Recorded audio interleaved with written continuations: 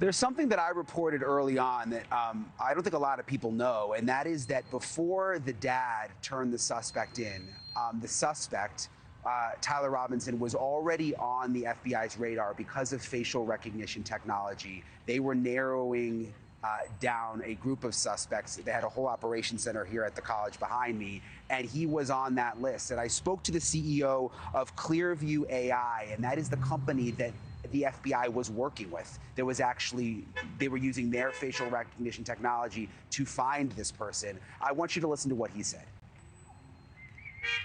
Well, you take an image of an individual, let's say in a case, and if they have video or they have an image of someone, they can run it through the software, and within seconds, it retrieves any images that match the image that's in that they're being looked at. So it's an amazing software, amazing tool, and it's I was so fortunate that they were able to help, and I think I wanted to express I've been very upset about this whole thing, as many people around the world are. I've been friends with Charlie Kirk since 2015 when I first met him. He was an amazing person. He was 21 years old. I thought he was 30 when I first met him. I mean, he was just so polished and so mature. It's kind of interesting to think about, Bobby. I know there's been so much attention on the dad, and the dad, by the way, then contacted a family friend who was former law enforcement for 27 years, and they together coordinated it and had Tyler turn himself in.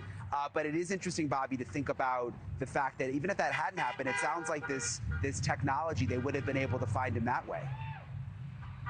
Yeah, I mean, the technology is ever increasing. Every year or even less than that, you have breakthroughs that even make it more effective. In my day, we were feeding in images of known fugitives and going to places like the Super Bowl and looking at every ticket holder coming through the gates at the Super Bowl to see how many of them we can identify, if any. And I knew at that point, it was early on in its development, but I knew at that point that this was going to be a major tool for law enforcement. I don't think it's there yet, but it looks like ultimately it could be on the level of a DNA.